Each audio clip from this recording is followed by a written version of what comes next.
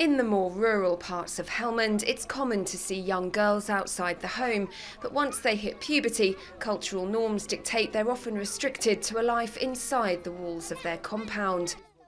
So, inside Camp Bastion's education centre, there's some very specialist training underway. All these servicewomen are employed as members of the female engagement teams.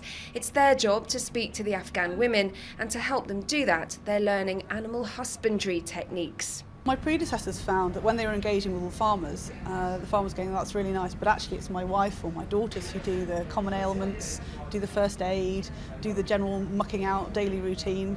And so we thought, well, why not cut out the middlemen and actually use the female engagement teams to teach these straight to the people who do the work that it benefits. Lessons focus on caring on a day-to-day basis for the most common animals found in Helmand, like goats, chickens and cows, and what sort of problems to look out for. Inevitably simple things like worms or parasites, dehydration of their animals, just a general lack of understanding how to care for their animals and allow them to produce effectively. They've also got hay on the floor, so it soaks up anything that they do.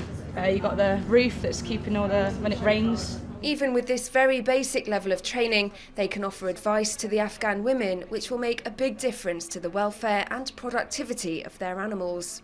We find here that there are some quite medieval practices going on in the district, such as it's still commonplace if an animal's ill to cut its ears so that it bleeds, because they believe that gets the badness out. So it's really basic things like that we're going to be educating the people with. Through role play, they practice meeting local women. For those who've already been out on the ground, the reaction has been mixed. When I first went in, it's kind of hard because, you're a little bit of an alien to them. Stood there with all the body armour on and you walk in and you're like, hey, how are you? And what was amazing was the fact that one compound was completely indifferent, didn't want to know, and then the next compound 2 metres away were like, totally welcoming, friendly, smiley, offering tea, banana bread. So it's a completely different world out there. For those who do welcome the female engagement teams and learn how to look after their animals better, the benefits could be huge. If you can produce a few more eggs, more than you need to eat, then you can take them to the bazaar and sell them, and then you've got an income. That income you can then use to buy vaccinations for your animals, and so the cycle continues, and it's just a really quick, easy way of stabilising a family. These servicewomen hope that through the animals they'll be able to tap into one half of the population, which is all too often ignored.